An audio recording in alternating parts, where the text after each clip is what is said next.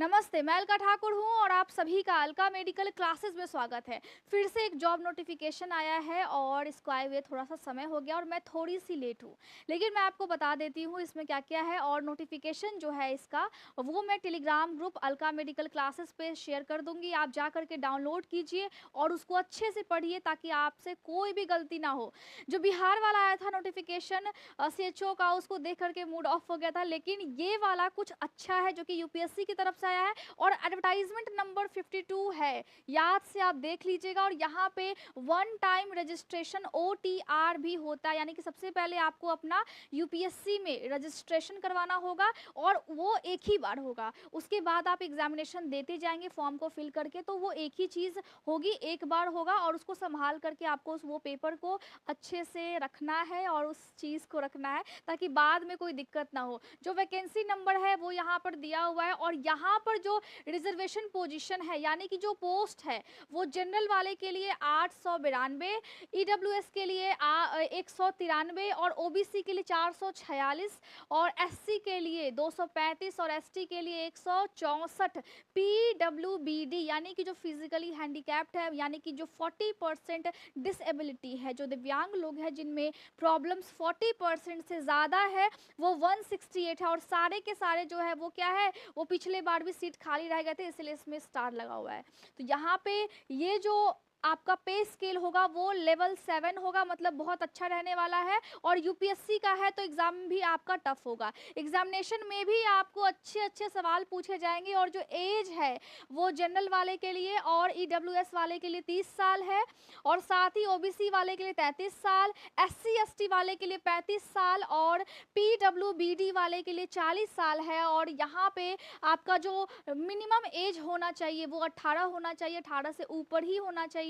और इसमें जो क्वालिफिकेशन क्या लगेगा, बीएससी नर्सिंग आपको करना है और बीएससी नर्सिंग के बाद आपको 1 साल का एक्सपीरियंस भी चाहिए, ठीक है, 100 बेड का। और साथ ही साथ यहाँ पे अगर आप बीएससी नर्सिंग भी सिर्फ कर रहे हैं तो अप्लाई कर सकते हैं और अगर आपने जीएनएम किया है तो पोस्ट बेसिक इंपॉर्टेंट है। यहाँ पे देख लीजिए, अगर आपने जीएनएम किया है तो पोस्ट बेसिक इंपॉर्टेंट है और 1 साल का आपको लगभग 50 बेड का जो एजुकेशनल क्वालिफिकेशन है उसका एक्सपीरियंस चाहिए कि आपने हॉस्पिटल में काम किया है, तो आप एलिजिबल है। यहाँ पे जो ड्यूटीज़ है वो आपको मेंशन किया गया है। एक नर्स का ड्यूटी क्या होता है आपको पता होगा, अगर आपने फंडामेंटल पढ़ा है तो उसमें सारी बातें बताई गई है, वो आपका सब्जेक्ट है। एक नर्स का ड्यूटी क्या होता है, किस तरीके से वो पेशेंट का ख्याल रखती है, तो सारी चीज़ें यहाँ पे अंग्रेजी में है। अगर आपको थोड़ा सा दिक्कत होता है, जो आपका एग्ज़ाम है वो अंग्रेजी माध्यम से ही होगा, दिक्कत होता है गूगल लेंस पे जाइए और इसको फिर आप हिंदी में कन्वर्ट कर लीजिए, अच्छे से आप इसको पढ़ लीजिए।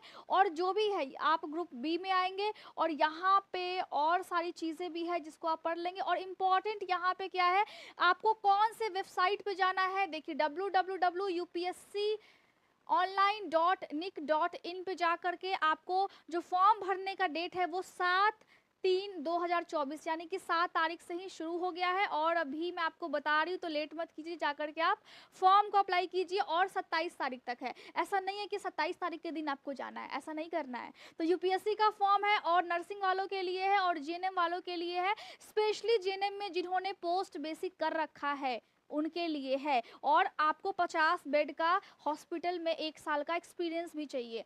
तो यहाँ पे अच्छे से आप पढ़ लीजिएगा। पर्सन्स विद बेंचमार्क डिसेबिलिटी, इसका मतलब होता है जो लोग दिव्यांग लोग हैं वो कैसे कैसे अपने फॉर्म को फिल करेंगे और यहाँ पे उनके लिए क्या क्या नोटिस है। मैंने फिर से बोला है, सारी बातें पढ़ करके बताना मुश्किल होता है एक वीडियो में, जा करके आप गूगल लेंस पे इसको हिंदी में कन्वर्ट करके पढ़िए। वैसे ही आपका जो एग्ज़ाम होगा वो इंग्लिश माध्यम में होगा, तो आपको पता भी होगा और पेन एंड पेपर बेस्ड भी आपका होगा। जो दिव्यांग लोग हैं यहाँ पर नोटिस दिया हुआ है, जाकर के आप पढ़ सकते हैं।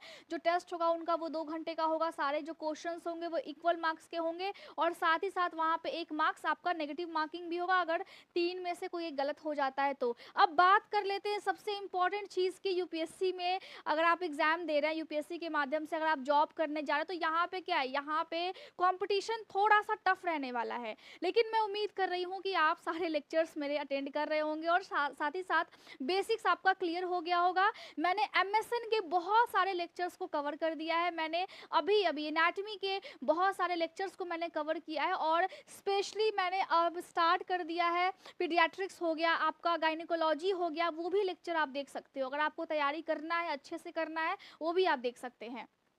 तो ऑब्जेक्टिव की प्रिपरेशन भी आपको करनी है।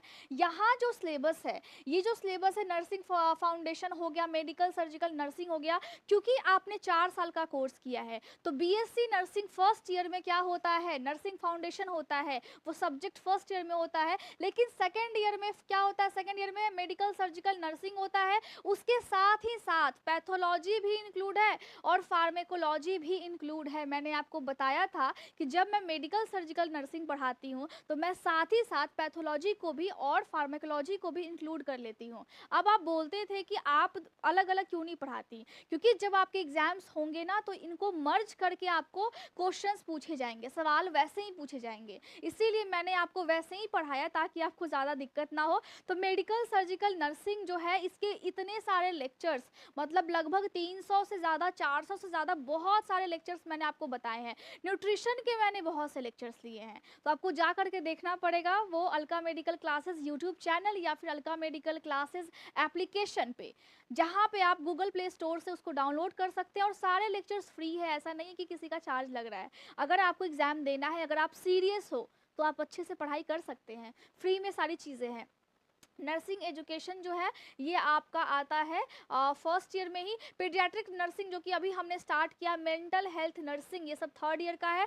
नर्सिंग मैनेजमेंट ये आपको फर्स्ट ईयर से सिखाया जाता है, ये भी सब्जेक्ट है। नर्सिंग रिसर्च एंड स्टैटिस्टिक्स ये जो है वो थर्ड ईयर का है। ऑब्स्टेट्रिक्स एंड गायनिकोलॉजिकल नर्सिंग ये भी ये फोर्थ ईयर का आपका सब्जेक्ट है और इसको हमने स्टार्ट कर दिया है ताकि आपको सहूलियत हो, इसीलिए मैंने शुरू किया है। क्योंकि आप क्या छोटे छोटे फॉर्म भरेंगे, आप यूपीएससी में फॉर्म भरिए और अच्छा खासा आपका इनकम रहेगा और एक लेवल पे आप रहोगे ना। अगर आपने पढ़ाई की है उस लेवल की तो आप उस लेवल पे रहेंगे। अगर लेवल की पढ़ाई नहीं भी की तभी भी आप अगर लेक्चर्स को अटेंड करते हैं आपको समझ में आ जाएगा। कम्युनिटी हेल्थ नर्सिंग ये आपका सेकेंड ईयर में ही आ जाता है। एनाटमी, फिजियोलॉजी, साइकोलॉजी और सोशियोलॉजी सेकेंड ईयर में है। एनाटमी, फिजियोलॉजी और साइकोलॉजी जो है वो फर्स्ट ईयर का सब्जेक्ट है। न्यूट्रिशन एंड डाइटेटिक्स ये देखिए ये थर्ड का है, ये फर्स्ट का है, दोनों को मर्ज किया हुआ है। तो आपको समझना है, आपको पढ़ना है। मैं तो मर्ज करके पढ़ाती हूँ, अब आपको पढ़ना है या फिर नहीं पढ़ना है ये आपके ऊपर है। माइक्रोबायोलॉजी और बायोकेमिस्ट्री ये भी दोनों भी फर्स्ट ईयर का है। तो लगभग फर्स्ट ईयर से लेकर के फोर्थ ईयर तक का जितने भी सब्जेक्ट है अप्रॉक्सीमेटली मैंने सबको कवर किया है और कुछ जो बच जाते हैं ना वो आप खुद से कवर कर सकते हैं।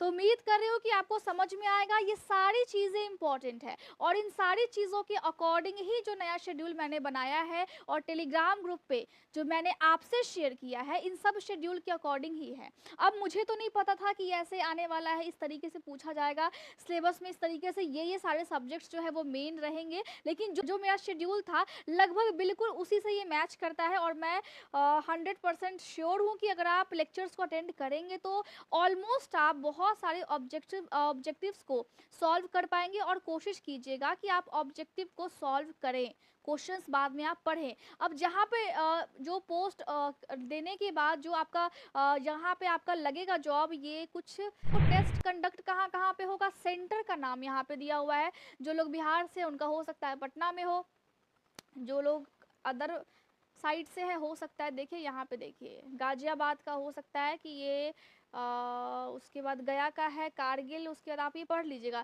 क्योंकि ये लंबा चौड़ा है। और यहाँ पे हिमाचल प्रदेश का उदयपुर में हो सकता है सेंटर, तो अपने स्टेट के हिसाब से आप देख सकते हैं। अब यहाँ पे और इम्पॉर्टेंट नोट्स है जो कि आपको देखना है और कुछ कुछ चीज़ें हैं, ज़्यादा इम्पॉर्टेंट तो अब है नहीं।